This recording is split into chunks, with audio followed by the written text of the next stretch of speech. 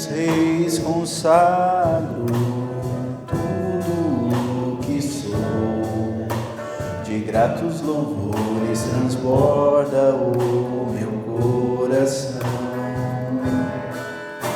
A minha vida eu entrego nas tuas mãos, meu Senhor, pra te exaltar com todo o meu amor. Eu te louvarei conforme a tua justiça e cantarei louvores, pois tu és altíssimo. Celebrarei a ti, ó Deus, com meu viver. Cantarei e contarei as tuas obras, pois por tuas mãos foram criados terra, céu e mar e todo ser que neles há. Toda a terra celebra a ti com cânticos de júbilo, pois tu és o Deus Criador. Ao Rei dos Reis consagro tudo o que sou. De gratos louvores transborda o meu coração. A minha vida eu entrego nas tuas mãos, meu Senhor, pra te exaltar com todo o meu amor. Eu te louvarei conforme a tua justiça e cantarei louvores, pois tu és altíssimo. Celebrarei a ti, ó Deus, com meu viver. Contarei e cantarei as tuas obras, pois com tuas mãos foram criados terra, céu e mar e todo ser que neles há. Toda a terra celebre a ti com cânticos de júbilo, pois tu és o Deus Criador. A honra, a glória, a força e o poder ao Rei, e o louvor ao Rei Jesus. A honra, a glória e o poder ao Rei Jesus, e o louvor ao Rei Jesus.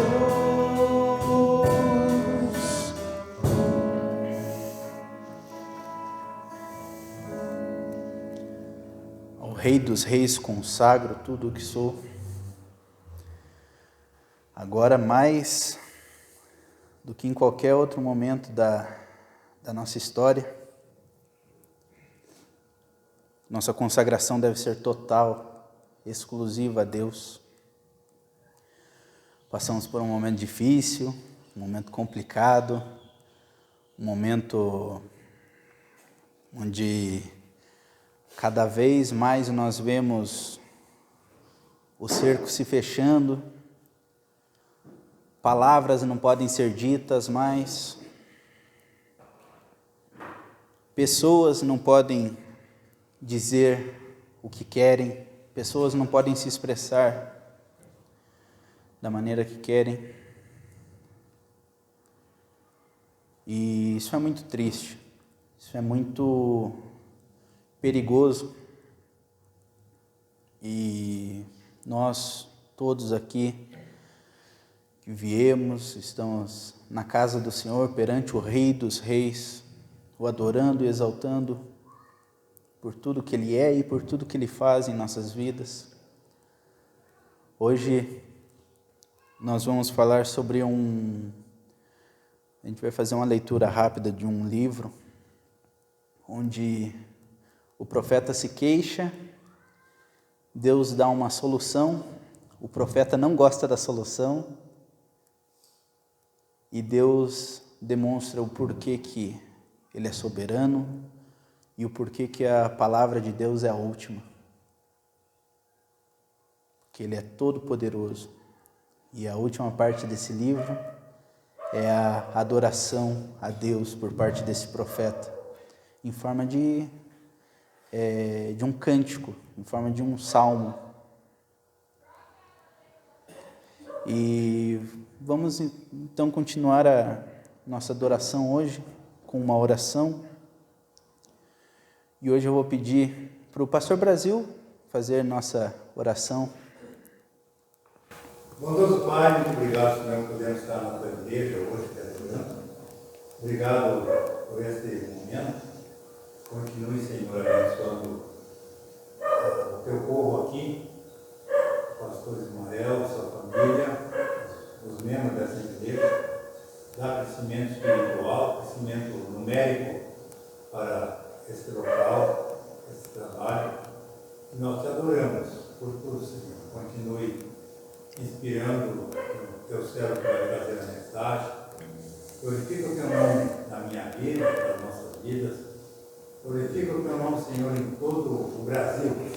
Nós oramos por todos os pastores e missionários que vão pregar hoje à noite, aqui no nosso estado e em todo o Brasil, em todo o mundo, Senhor. Pedimos por conversões sinceras, verdadeiras, aos teus pés. Oramos, Pai, esperando na tua graça, bondade e misericórdia. Bendito o nome do Senhor Jesus Cristo, eu oro e agradeço. Amém, Senhor? Amém.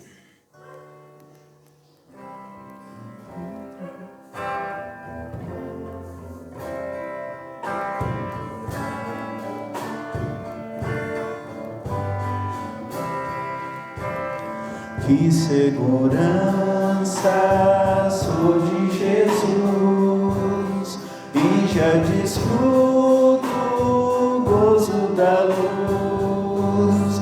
Sou por Jesus, herdeiro de Deus, Ele me leva à glória dos céus. Canta minha alma, canta ao Senhor.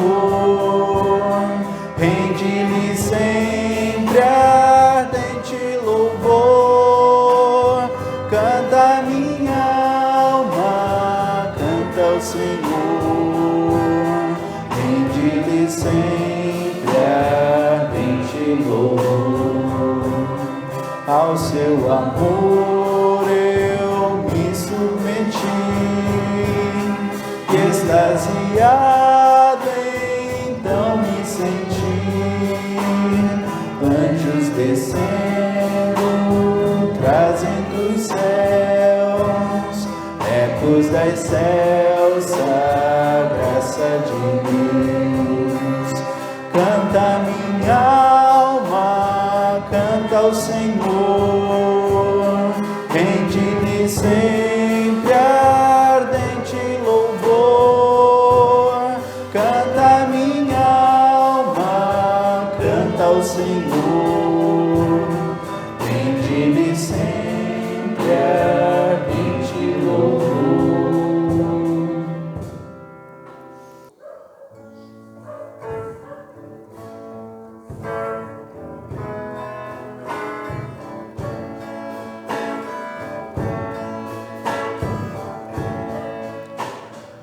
Aflito e triste coração, Deus cuidará de ti. Por ti opera sua mão, que cuidará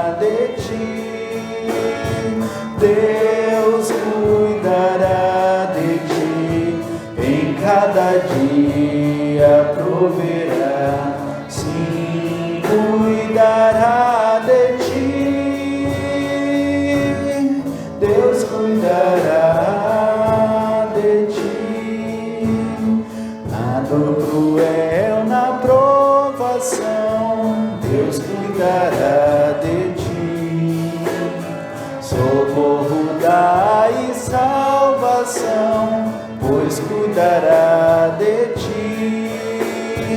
Deus cuidará de ti.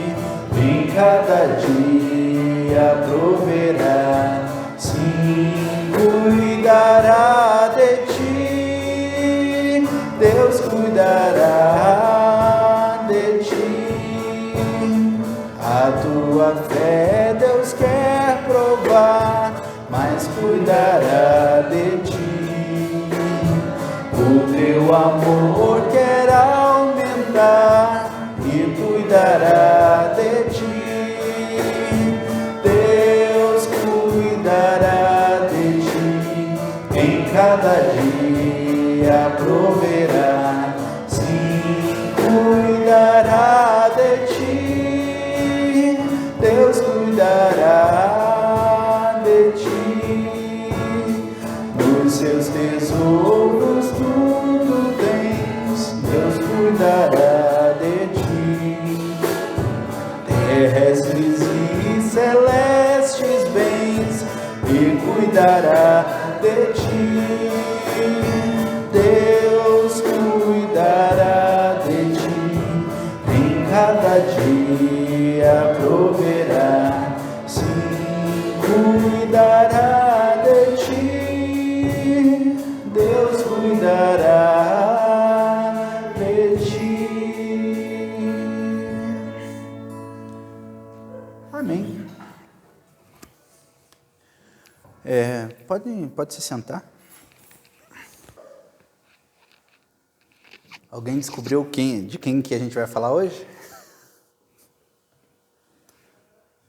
Deveria ser bastante gente, porque o que Deus fala, muitas vezes, a gente reclama, né? Então, muita gente já reclamou da decisão de Deus. Mas, especificamente hoje, nós vamos dar uma passada breve em Abacuque. Quem tivesse uma Bíblia, nós temos alguns exemplares aqui do lado.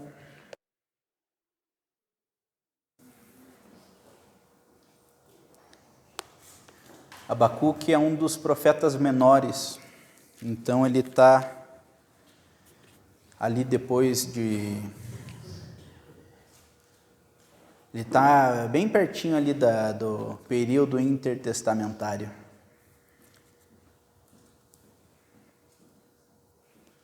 É um livrinho bem pequeno.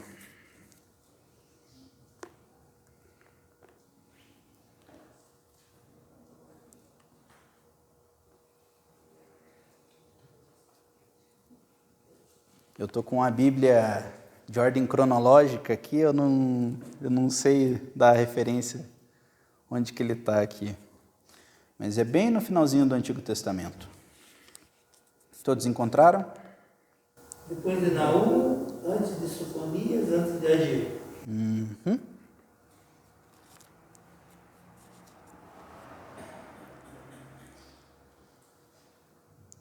Vamos fazer a leitura agora desses primeiros versículos.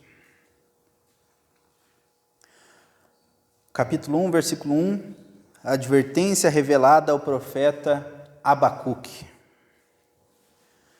Até quando, Senhor, clamarei por socorro sem que tu me ouças? Até quando gritarei a ti violência sem que me tragas salvação?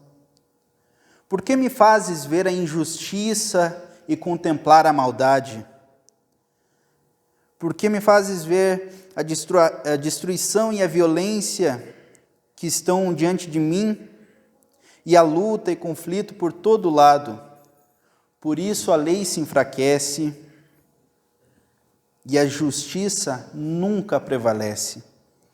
Os ímpios prejudicam os justos e assim a justiça é pervertida. Até aqui por enquanto. Senhor Deus e amado Pai, pedimos a Tua iluminação, Senhor, pedimos a Tua bênção para que a Tua palavra seja entendida neste momento, Senhor. Que a Tua palavra fique clara e cristalina, Senhor, com o que o Senhor mandar, com o que o Senhor falar, que nos anime, que nos traga boas notícias da tua salvação, Senhor. Em nome de Jesus que eu oro. Amém. Amém, Senhor. Até quando clamarei por socorro, sem que tu, ó Deus, me respondas? Essa foi a queixa de Abacuque. Abacuque, ele é um profeta. Aqui nós estamos no ano 600, mais ou menos, aproximadamente antes de Cristo. E naquele período estava muito difícil. Os líderes eram corruptos, os judeus, aqui ele está falando na tribo de Judá, os judeus não estavam seguindo as leis da Torá, a palavra de Deus tinha sido esquecida, as pessoas estavam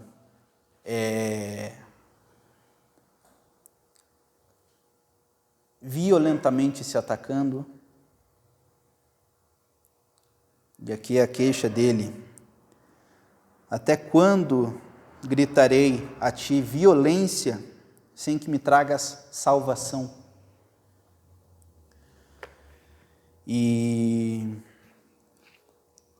é muito perigoso você pegar textos bíblicos e colocar contextos modernos para fazer para construir uma argumentação em cima de um texto bíblico. O texto bíblico tem a sua intencionalidade, tem o seu propósito, mas creio que estamos vendo aqui claramente uma situação muito parecida com a situação que vivemos atualmente no mundo e para nós aqui no Brasil. A violência cresce, a injustiça impera, nós clamamos a Deus e às vezes parece que só piora. Há uma década atrás, talvez, a gente pensa, é o fundo do poço mesmo. Não tem mais como piorar.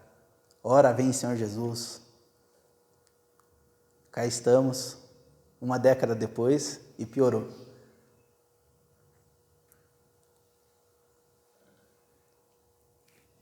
Com isso, eu quero trazer aos irmãos a resposta que, novamente, ela não necessariamente se aplica ao nosso momento histórico, mas o profeta Abacuque se queixou e a resposta de Deus, a partir do versículo 5. Olhem as nações e contemplem-nas, fiquem atônitos e pasmem, pois nos dias de vocês farei algo em que não creriam nem se lhe fosse contado. Estou trazendo os babilônios, nação cruel e impiedosa, que marcha por toda a extensão da terra para apoderar-se de moradias que não lhe pertencem. É uma nação apavorante e temível, que cria a sua própria justiça e promove a sua própria honra. E nos versículos seguintes, Deus faz uma descrição desse povo, que são os caldeus ou os babilônios, que é aquele povo que viria a levar Israel, o povo de Judá, cativo lá na Babilônia. Essa foi a resposta de Deus. Está achando ruim? Vou trazer uma nação impiedosa, cruel, que vai dominar vocês.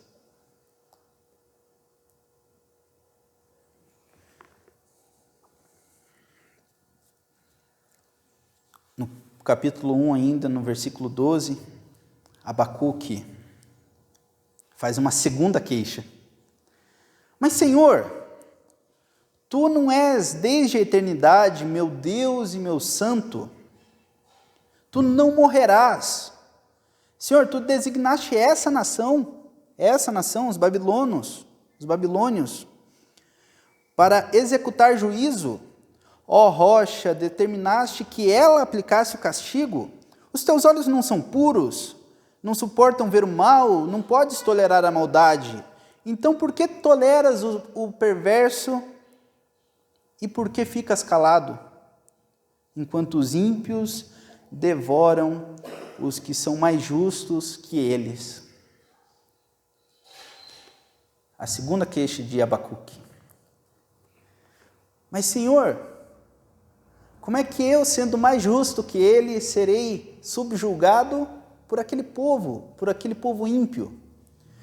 E aqui nós encontramos o grande erro do qual Abacuque vai se arrepender.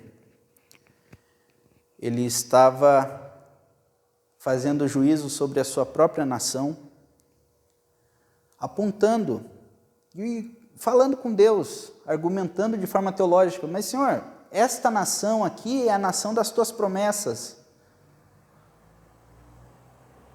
Como que uma nação impura virá trazer juízo sobre a nossa nação? Esse é um erro, porque, não sei se vocês sabem, os judeus erraram. Se erraram. E nós erramos o tempo todo. Mesmo como igreja, mesmo como povo de Deus, nós estamos sujeitos às nossas vontades pecaminosas, que são contra a palavra de Deus, às vezes, onde nós fazemos uma leitura descuidada da Bíblia, onde nós trazemos juízo contra o irmão de forma indevida. A justiça vem de Deus. Se Deus designou, a palavra última é dele. Se nós não concordamos com a justiça de Deus, certamente o errado não é Deus.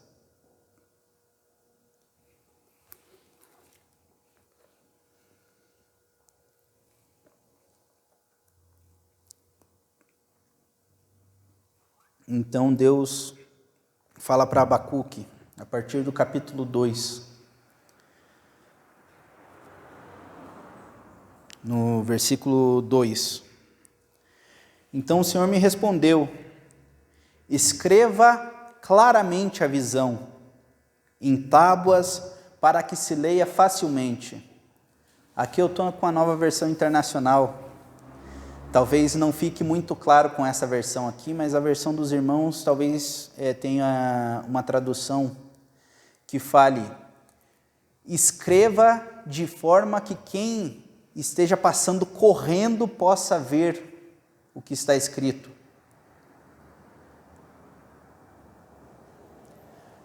Era praticamente Deus falando: Abacuque, você aí que está 600 anos antes de Cristo, faça um outdoor com as minhas palavras.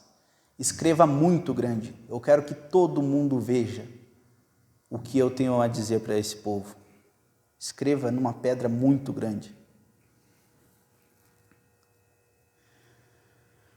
Versículo 3: pois a visão aguarda um tempo designado. Ela fala do fim e não falhará. Ainda que demore, espere-a. Porque ela certamente virá e não tardará. Escreva: o ímpio está envaidecido, seus desejos não são bons, mas o justo viverá pela fé. Imagina que beleza, um outdoor escrito: o justo viverá pela fé. O justo viverá pela fé. De fato, a riqueza é ilusória, e o ímpio é arrogante e não descansa. Ele é voraz como a sepultura e com a morte nunca se satisfaz. E apanha para si todas as nações e ajunta para si todos os povos.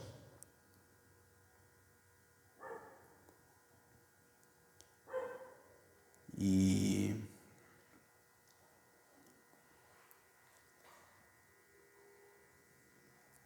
se você olha para os dias de hoje, nós estamos vendo um movimento global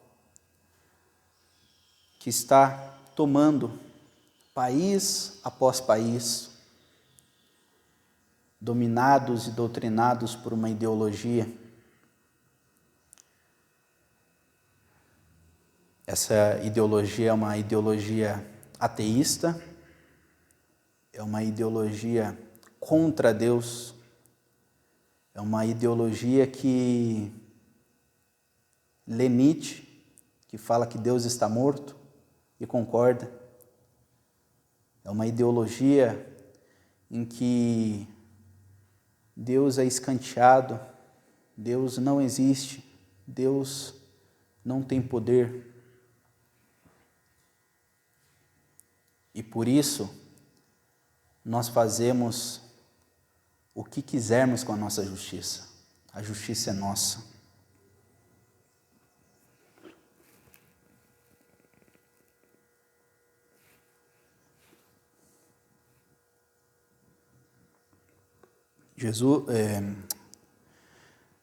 Deus falando para Abacuque faz uma lista de ais, que são advertências. Ai daquele que amontoa bens roubados e enriquece mediante a extorsão. Nós estamos cheios de gente assim. Até quando isso continuará assim? No versículo 9, ai daquele que obtém lucros injustos para a sua casa. No versículo 12, ai daquele que edifica uma cidade com sangue e a estabelece com crime.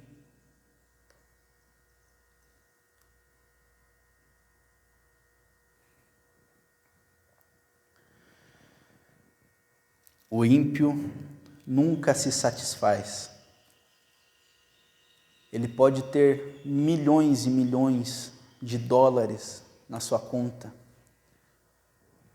Ele vai fazer o possível para voltar e pegar mais. O ímpio não se controla, ele é voraz. O inimigo nunca se satisfaz da sua maldade. E era esse povo que Deus estava trazendo para o juízo daquela nação, que era povo escolhido de Deus, que era povo que tinha as promessas de Deus, e esse povo sofreu.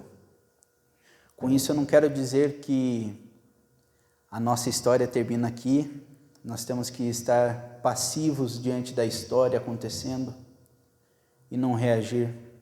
Não é isso que eu quero dizer. Mas o que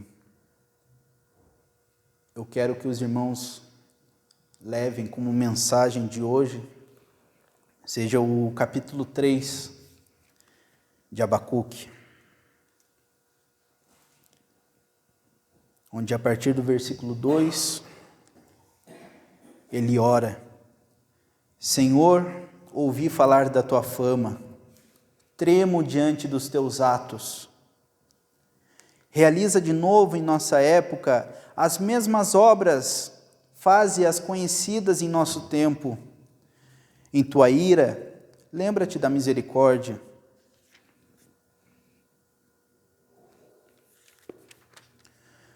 Deus veio de Temã, o santo veio do Monte Parã, sua glória cobriu os céus e o seu louvor encheu a terra. O seu esplendor era como o sol, raios lampejavam de sua mão, onde se escondia o seu poder.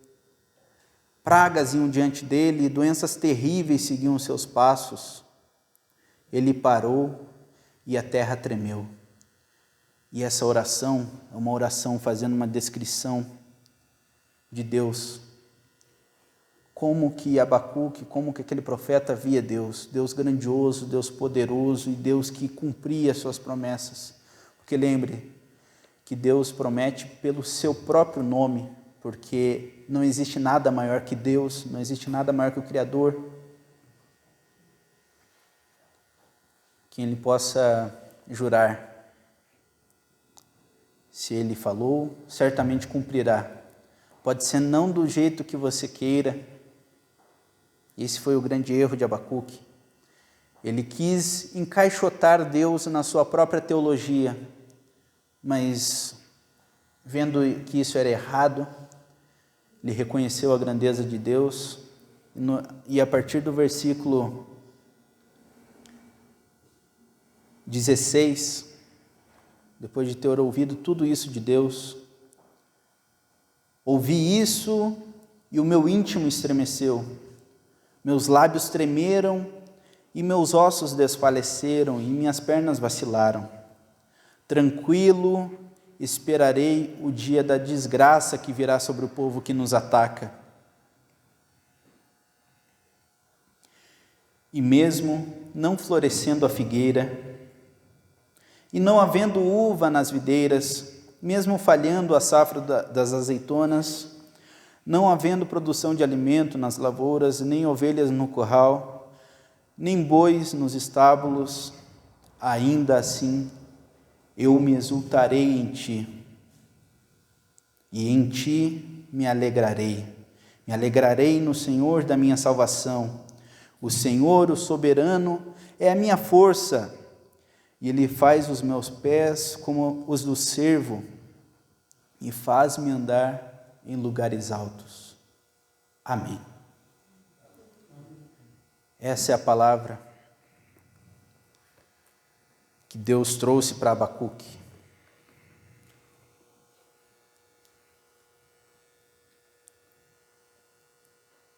Ele se queixou 2 vezes e Deus 2 vezes respondeu para ele que as coisas não aconteceriam para aquele povo da forma mais confortável, as coisas não se resolveriam da forma que aquele povo queria. As bênçãos de Deus não foram cessadas para aquele povo, mas aquele povo errou e Deus estava trazendo castigo para aquele povo. O Senhor, Ele não nos açoita como escravos. Ele nos disciplina como filhos. E qualquer que seja a provação, qualquer que seja a dificuldade que possamos estar enfrentando, o Senhor está na frente, o Senhor é soberano, e a vontade de Deus não mudará, nunca. Ainda que a figueira não floresça, ainda que a videira não dê o seu fruto, mesmo que não haja alimento nos campos, mesmo que falhe a safra da azeitona, eu me alegrarei em ti, Senhor. Amém.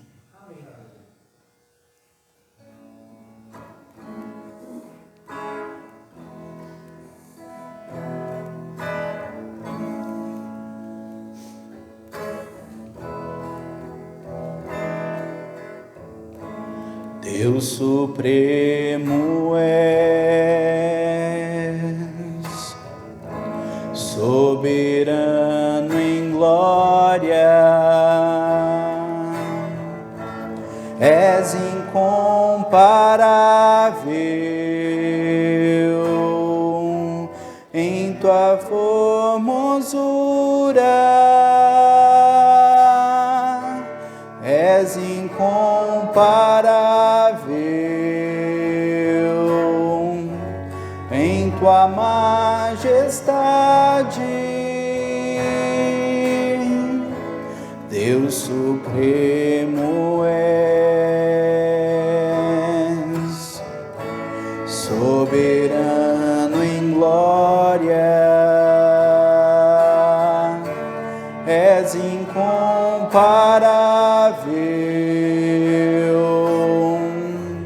em sua formosura, és incomparável em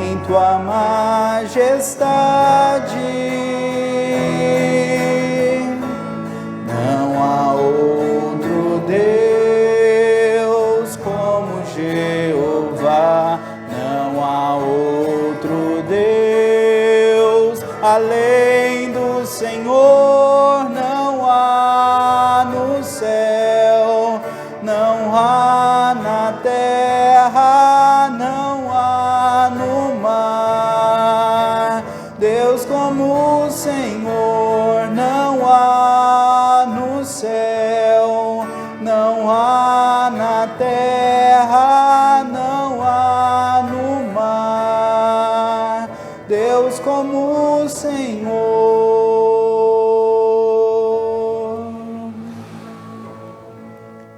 Convido o pastor para a mensagem de hoje. Boa noite, irmãos. Tivemos a palavra que o Israel trouxe sobre Abacuque e nós vamos fazer um complemento apenas, né? Porque realmente Deus é soberano, Deus, Ele tem o controle de todas as coisas, né? Abacuque, ele clamou: até quando o Senhor vai permitir isso? E essa tem sido a oração do povo de Deus nesses últimos tempos, nesses últimos dias. E muitas vezes nós não entendemos os caminhos de Deus, mas o que é fé? O justo viverá pela fé, né? Se nós fôssemos definir o que é fé? Hoje em dia, nós imaginamos muitas vezes que fé, e é pregado até, né, em alguns lugares, que fé é pensamento positivo, né? Tenho fé, daí a gente faz aquela força para ter fé, né? Pensamento positivo. Ou fé é determinar, né? Um dos grandes pecados que a igreja da nossa época hoje em dia tem cometido, né, pastor Brasil? O pastor é dos velhos tempos, né? O grande pecado é querer mandar em Deus, né? Não se manda em Deus. O que é fé, então? Fé é confiança absoluta no caráter de Deus. E Abacuque expressou isso dizendo assim: ainda que a figueira não floresça, nem haja fruto na vide, o produto da oliveira minta, no curral não haja gado, todavia me alegrarei no Deus da minha salvação. Por quê? Eu confio no caráter de Deus. Eu confio que Deus, ele não pode negar-se a si mesmo. E Deus é absolutamente justo, absolutamente santo, absolutamente poderoso. E mesmo quando eu não entendo, ainda ele está no controle absoluto de toda a situação, né? Eu convido os irmãos, então, a abrirem as suas Bíblias em Juízes, no capítulo 10. Juízes, capítulo 10. E nós vamos meditar alguns minutinhos sobre esse texto, que também fala sobre a soberania de Deus. Lembrando que nós, daqui a pouco, vamos orar, vamos interceder, né? O Brasil, ele está passando um período de convulsão, né? Difícil mesmo, complexo. Já tivemos um caso de morte, né? de alguém, um carro avançou sobre uma multidão e houve feridos e uma morte, pelo menos. E hoje eu estava ali no Boqueirão e vi aquela aglomeração e me surpreendeu muito o motorista do Expresso, porque ele passou, porque havia pessoas de um lado, pessoas do outro, muita gente, né? E ele passou numa velocidade absurda, raspando naquelas pessoas. E ali poderia acontecer uma grande tragédia. Então, nós nunca sabemos os malucos que estão andando por aí, né? Muitos com ódio no coração. E nós devemos interceder pelo nosso povo nesse momento difícil que passamos. Mas nós reconhecemos que acima de tudo, nós temos um Deus todo-poderoso. E eu queria dizer uma coisa também, antes de lermos o texto, capítulo 10 de Juízes, é que nós como igreja temos uma responsabilidade maior. Tem aquele versículo bíblico que diz assim: e se o meu povo, que se chama pelo meu nome, se humilhar e orar, e buscar a minha face, e se desviar dos seus maus caminhos, então eu ouvirei do céu. Essa palavra é para o povo de Deus. Essa palavra não é para a nação brasileira, porque muitos na nação não são povo de Deus, né? Porque ainda não se converteram, precisam ouvir o Evangelho. Mas a igreja do Senhor tem a responsabilidade de tomar a liderança em oração, nesse período, e cumprir, né? O povo de Deus é o povo que se chama pelo nome do Senhor. Se humilhar,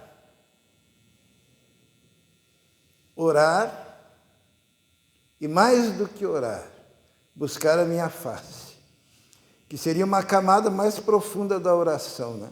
Que nós oramos, mas buscar a face é que nem quando Jó orou e disse assim: se eu soubesse onde encontrá-lo para chegar diante do seu trono.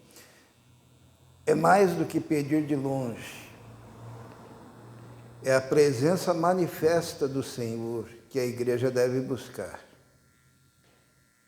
E o Espírito do Senhor brilhando em nós. E esse é o papel da igreja, buscar o Senhor. Porque então, se desviar dos maus caminhos, se arrepender, então eu ouvirei do céu e vou sarar a terra toda. Então a responsabilidade nossa é muito grande. Vamos ler então em Juízes, no capítulo 10, versículo 6, diz assim, e mais uma vez,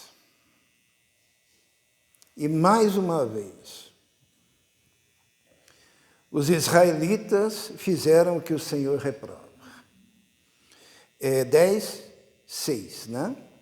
E mais uma vez, os israelitas fizeram o que o Senhor reprova. Serviram a Baalins, as imagens de Astarote, aos deuses de Arã, aos deuses de Sidom, aos deuses de Moabe, aos deuses dos moabitas, aos deuses dos filisteus. E como os israelitas abandonaram o Senhor e não mais lhe prestaram culto, a ira do Senhor se acendeu contra eles. Mais uma vez. Era um povo que vivia naquele círculo, né? O livro de Juízes é assim, ó. O povo está com Deus, o povo peca, e daí vem as consequências do pecado, daí eles clamam, daí Deus levanta um libertador, que é um juiz, né? E daí esse juiz liberta o povo, e há um período de paz, e daí o povo peca, vem o juízo. O livro inteiro de Juízes é assim, por isso são diversos os juízes, né? E aqui diz assim, mais uma vez, os israelitas fizeram o que o Senhor reprova, né? E vieram as consequências. Eles começaram a adorar os deuses das nações. Só que daí no versículo 15, vamos ler, diz assim, os israelitas, versículo 15, porém, disseram ao Senhor, nós pecamos, faze conosco o que achares melhor, mas te rogamos, livra-nos agora. Então há um momento de arrependimento, eles dizem, nós pecamos. A maior prova que uma pessoa está arrependida é a frase seguinte que aparece ali, nós pecamos, faze conosco o que achares melhor. Significa o quê? Quando você reconhece que você pecou, você reconhece o quê? Que merece o juízo. Né? Quando alguém peca e se arrepende, ela chega diante de Deus e ela diz com toda sinceridade, Senhor, eu sei que eu mereço o castigo, porque eu pequei. eu mereço o juízo, porque eu pequei. O pecador arrependido, ele reconhece a sua culpa. Só que daí, logo em seguida, eles dizem, mas te rogamos, livra-nos agora. É um clamor pela misericórdia de Deus, né? Eu creio que podemos aplicar isso também à nossa realidade. Quando o povo de Deus se humilha, reconhece os seus pecados, reconhece que cometeu erros, reconhece que precisa endireitar os seus caminhos, reconhece que precisa buscar a Deus de forma mais intensa, que precisa buscar a face do Senhor para que o Senhor resplandeça através dele. Deus atende. E aqui nós entramos no aspecto da soberania de Deus, porque Deus não atende que nem a gente quer, mas Deus atende conforme a sua vontade, conforme a sua soberania. Quando a gente fica imaginando um líder, como que seria um líder ideal? Um líder ideal seria aquele cara 100%, né? Aquele cara nota 10. Aquele cara que você olha e você vibra, né? Por quê? Porque é uma pessoa correta, é uma pessoa que tem um vocabulário excelente, é uma pessoa que tem uma presença física bonita. É mais ou menos que nem o Saul, né?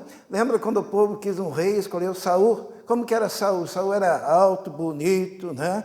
Eloquente, de longe as pessoas o admiravam e era considerado um dos homens mais bonitos, né, da sua época, assim como temos o caso também de Absalão, filho de Davi, lembram?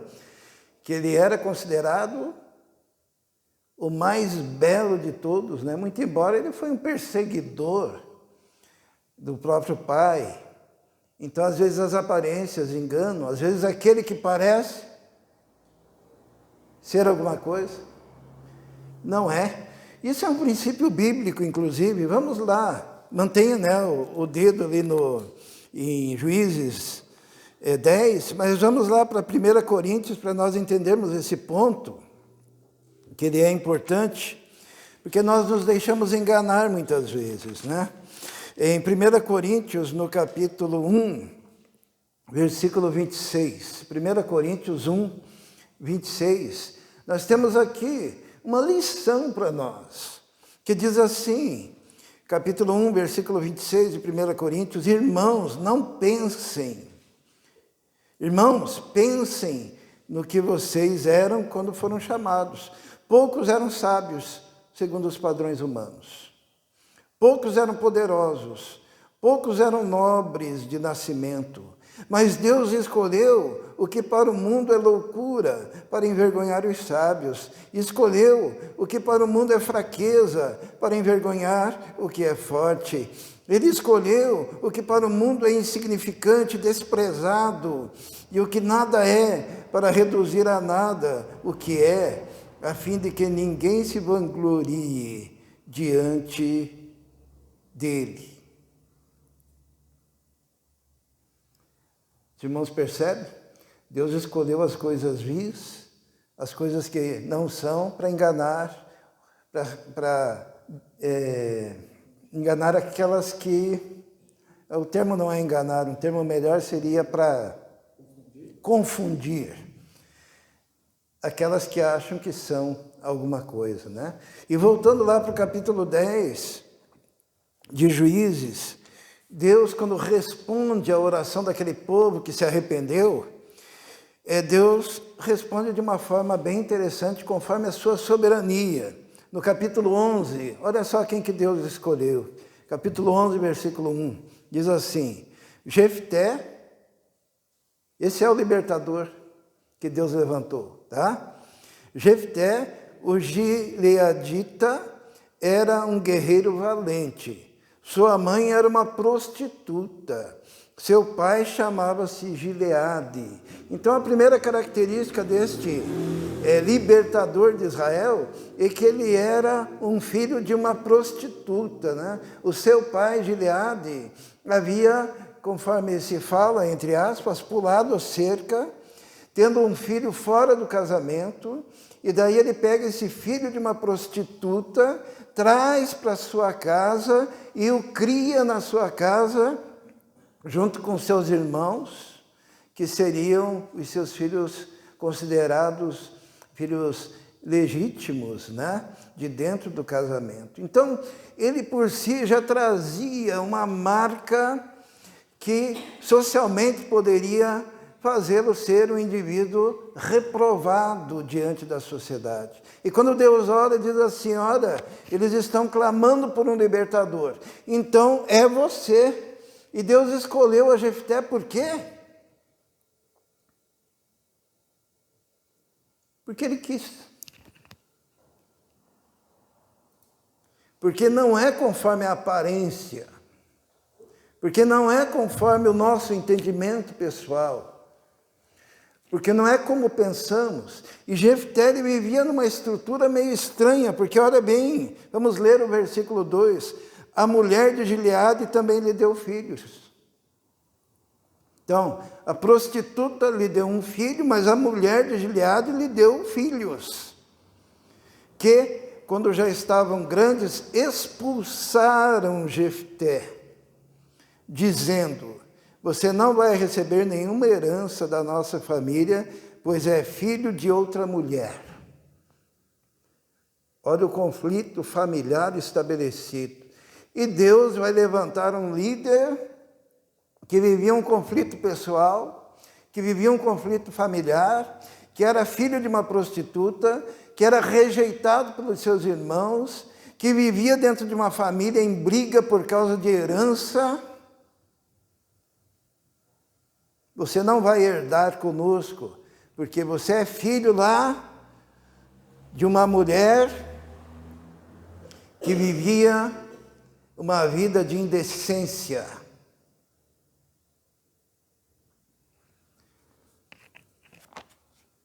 Que líder, hein? Você escolheria esse líder para ser o seu libertador? O líder da sua nação, do seu povo? Você escolheria esse líder para ser o líder que iria fazer com que o povo voltasse a ter liberdade? E Jefté é expulso de casa. Diz ali o versículo 3, então Jefté fugiu. Não diz que ele saiu de casa, né? Ele fez o quê? Ele fugiu daquele conflito familiar, fugiu dos seus irmãos e se estabeleceu em Tobi. E ali um bando de vadios uniu-se a ele e o seguia. Ele tornou-se líder de tudo que não prestava naquela cidade. Porque naquela época era o seguinte, quando você era uma pessoa não muito aceita na cidade, você era expulso e vivia à margem. Sabe o que é viver à margem? É tornar-se um marginal. Então, a Miriam agora vai ter que votar lá para quem vai ser o libertador de Israel, tá? Você votaria num líder de um grupo marginal? Você votaria num indivíduo filho da prostituta? Num cara que vive um conflito familiar terrível? Ainda bem que naquela época não tinha isso, né? Porque o que acontecia? Deus dizia, é esse que aos olhos humanos não vale nada, é esse que vai libertar o meu povo, que vai tirá-lo dessa situação. Porque o meu povo que vivia em pecado, adorando aos Baalins, reconheceu que pecou e pediu socorro. E eu darei socorro. E estava lá um líder de um grupo de marginais, né? Ele se tornou líder do bando, né? No final do versículo 3 diz assim: ali um bando de vadios uniu-se a ele e o seguia. Ele conviveu com esse bando de marginais por muito tempo e aprendeu a ser líder de bandido, ser líder de vagabundo, ser líder de marginal. Embora trouxesse ainda no seu coração marcas do período que vivia com a sua família.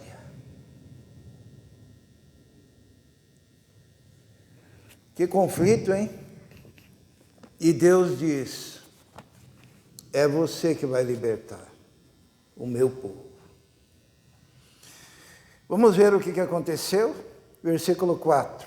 Depois de ele ter sido expulso, diz assim: algum tempo depois, quando os amonitas entraram em guerra contra Israel, foi necessário haver uma guerra. Quando o povo se arrependeu e disse: pecamos, Senhor, Deus ainda permitiu um período de guerra. E eles, tendo sucumbido naquela situação, diz a palavra de Deus que, versículo 5, os líderes de Gileade foram buscar Jefté em Tobi. Venha, disseram, seja nosso comandante, para que possamos combater os amonitas. Ele tinha sido expulso, ele tinha sido humilhado, ele tinha sido envergonhado, ele tinha sido xingado, ele tinha sido exposto de uma forma terrível. Mas depois, quando viram que ele era a única pessoa que poderia livrá-los, eles foram lá e disseram: venha, volte. Os irmãos dele chegaram: volte, nos salve, estamos sendo atacados pelos inimigos. Você voltaria? Você foi xingado, você foi humilhado, você foi expulso, você foi rejeitado. Você voltaria? E Jefté, ele se cercou de algumas garantias, porque ele aprendeu a ser um bom político entre aqueles vagabundos. Ele disse: eu volto, mas para ser líder, para ter o comando. Jefté responde no versículo 7. Disse-lhes Jefté: vocês não me odiavam e não me expulsaram da casa do meu pai? Por que me procuram agora quando estão em dificuldades? Apesar disso, agora estamos apelando para você, diziam os líderes, né? Venha conosco combater os amonitas, e você será o chefe de todos os que vivem em Gileade. Respondeu Jefté: se vocês me levarem de volta para combater os amonitas, e o Senhor os entregar a mim, eu serei o chefe de vocês? E eles fizeram, então, um contrato, para que aquilo ficasse comprovado, né? Jefté, ele pede isso, né? Ele diz assim no versículo 10, né? Os líderes falaram: o Senhor é a nossa testemunha, faremos conforme você diz. Assim Jefté foi com os líderes de Gileade, e o povo o fez chefe e comandante sobre todos. E ele repetiu perante o Senhor em Mispa todas as palavras que tinha dito. E Jefté tentou resolver o problema politicamente, porque no versículo 12 diz assim: Jefté enviou mensageiros ao rei amonita com a seguinte pergunta: que é que tens contra nós para teres atacado a nossa terra? Ele tentou resolver na paz, porém depois ele teve que ir à guerra. Uma coisa que nós aprendemos aqui, e eu gostaria que ficasse isso, que Deus é soberano, e Ele escolhe quem Ele quer. conforme os seus propósitos, para libertar o povo. Nós vivemos uma época que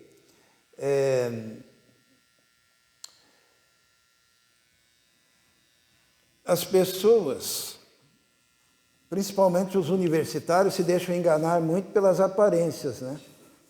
É quem fala bonito, quem é cheirosinho, quem usa terno e gravata, quem é diplomático. Jefté não era nada disso. Deus, ele tem o controle de tudo.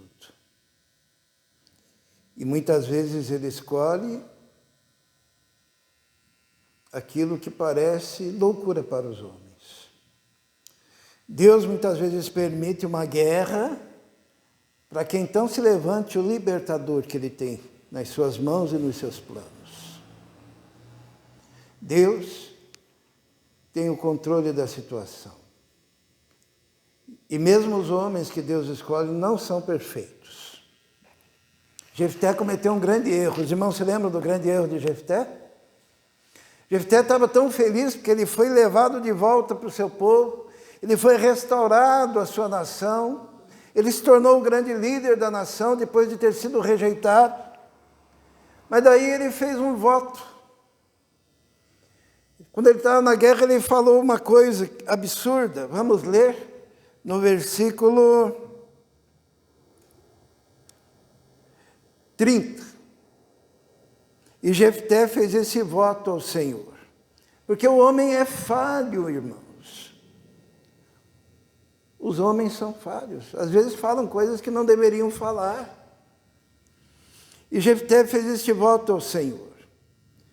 Se entregares os amonitas nas minhas mãos, aquele que estiver saindo da porta da minha casa ao meu encontro, quando eu retornar da vitória sobre os amonitas, será do Senhor, e eu o oferecerei em holocausto. Voto de tolo, né? Quem que saiu ao encontro? A filha dele. Mas ele já tinha dito. Daí nós vamos discutir se ele cumpriu o voto ou não cumpriu o voto. Isso é coisa para os teólogos discutirem, né? A Bíblia diz que ele cumpriu o voto, né? E alguns acreditam que o cumprimento do voto foi a eterna castidade da filha. Ela não teve filhos, né? E até depois fala sobre isso, que ela não teria filhos e que morreria virgem, né? Alguns outros acreditam que realmente houve um sacrifício ali, por causa da loucura desse homem ter falado isso.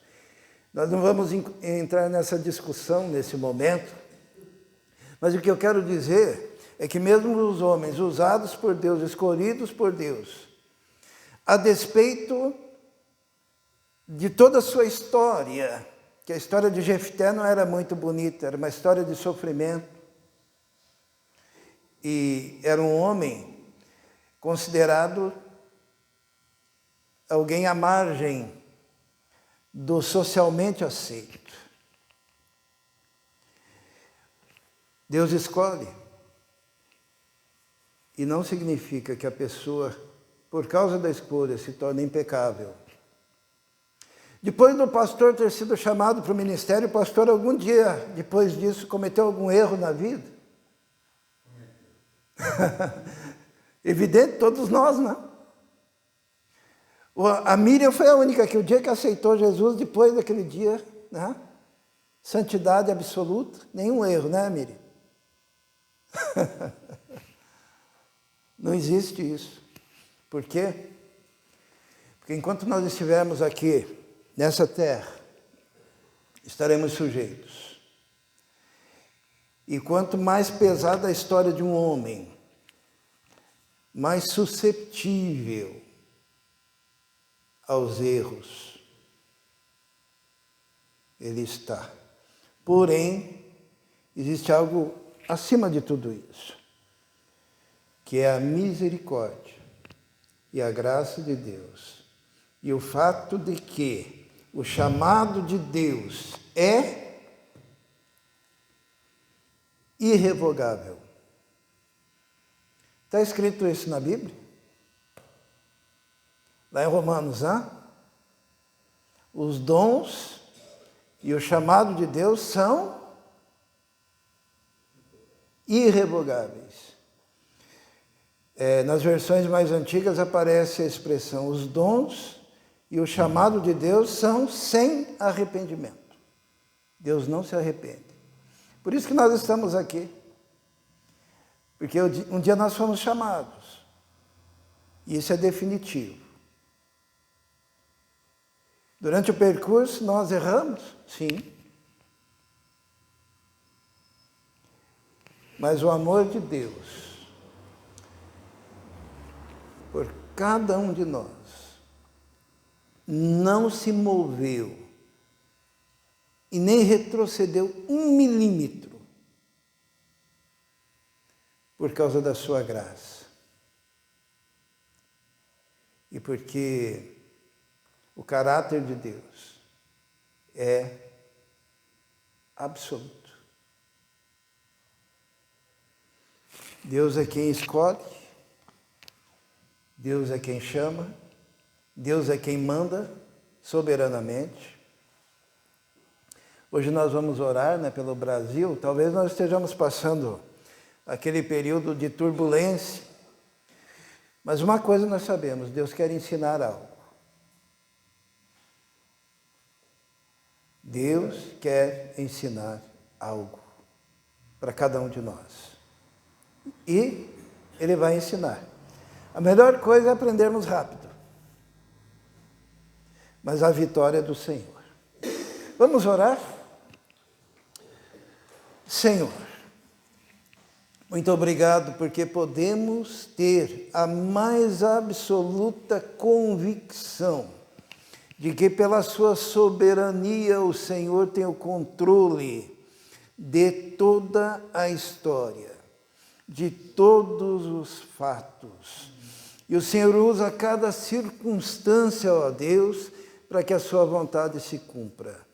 Nós queremos, ó Deus, neste momento, colocar o povo da Bolívia que está na rua, ó Deus, clamando por libertação.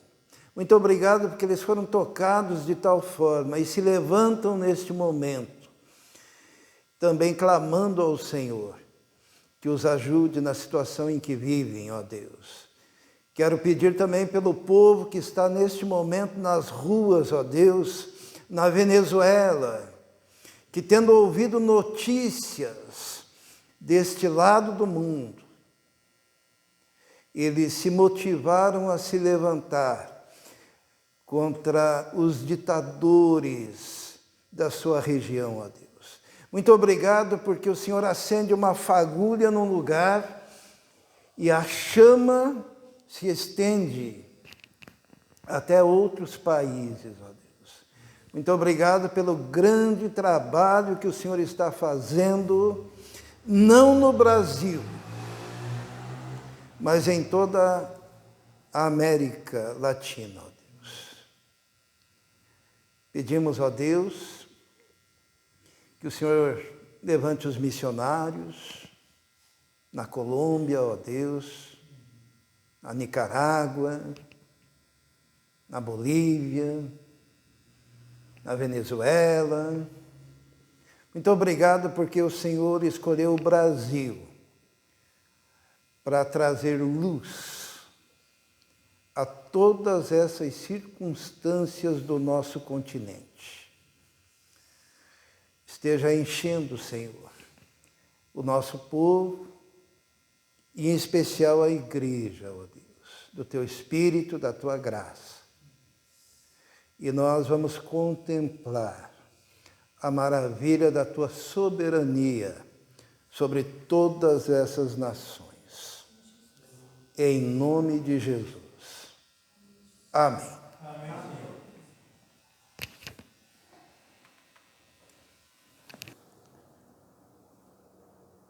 Vamos pegar um hino para ouvir com o violino, né?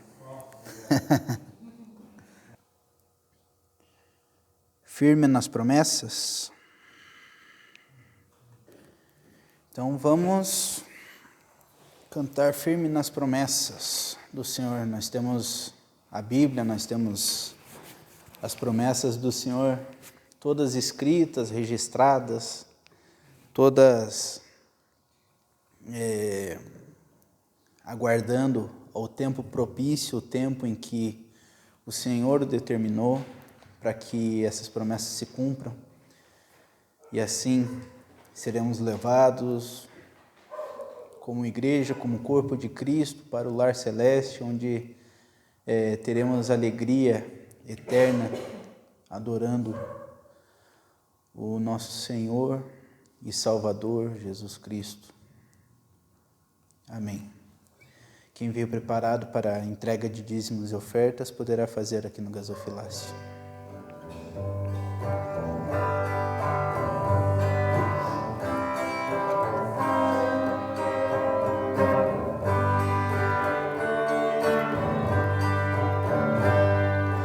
Firme nas promessas do meu Salvador, cantarei louvores ao meu Criador. Fico pelos séculos do seu amor, firme nas promessas de Jesus. Firme, firme, firme nas promessas de Jesus, meu Mestre. Firme, firme, sim, firme nas promessas de Jesus. Firme nas promessas, não irei falhar, vindo as tempestades a me consternar. Pelo Verbo eterno eu hei de trabalhar, firme nas promessas de Jesus.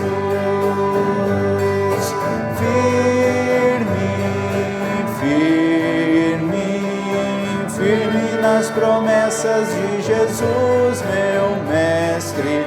Firme, firme, firme nas promessas de Jesus. Firme nas promessas, sempre vejo assim purificação no sangue para mim. Plena liberdade gozarei sem fim, firme nas promessas de Jesus. Firme, firme, firme nas promessas de Jesus, meu Mestre. Firme, firme, sim, firme nas promessas de Jesus. Firme nas promessas do Senhor Jesus, em amor ligado com a sua cruz. Cada dia mais alegro-me na luz, firme nas promessas de Jesus. Firme, firme, firme nas promessas de Jesus, meu Mestre. Firme, firme, sim, firme nas promessas de Jesus. Convido o pastor para oração.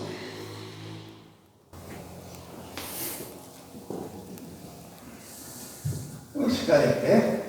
Vamos se colocar em pé.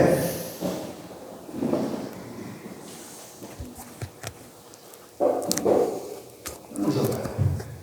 Pai, muito obrigado, Senhor, que um dia o Senhor nos alcançou com a sua graça, nos selou com o Espírito Santo da promessa. Tua palavra diz que o Espírito Santo era aquele que nos ensinaria todas as coisas, que o teu Espírito Santo nos iluminaria, nos capacitaria para o entendimento da sua vontade. Por isso nos submetemos ao Senhor, reconhecemos o teu poder, a tua graça, reconhecemos a tua soberania, reconhecemos, ó Deus, que o Senhor olha as nações E o profeta Isaías disse que as nações são como a gota do fundo do balde, aquela gota que sobra. É assim aos teus olhos, que o Senhor é maior do que tudo isso. O Senhor está acima de todos. E por isso podemos nos alegrar no Senhor, nos regozijamos no Senhor. E vamos contemplar a ação do Senhor. E por fim, o cumprimento de todas as suas promessas. Nós te agradecemos. Pedimos a Deus que abençoe cada família da igreja. Abençoe aqueles que hoje não estão conosco aqui. Abençoe, Senhor, os que estão fazendo vestibular. Peço, Senhor, que o Senhor esteja abençoando, porque nós pertencemos totalmente a Ti. Peço por aqueles que precisam de emprego, por aqueles que estão padecendo problemas de saúde.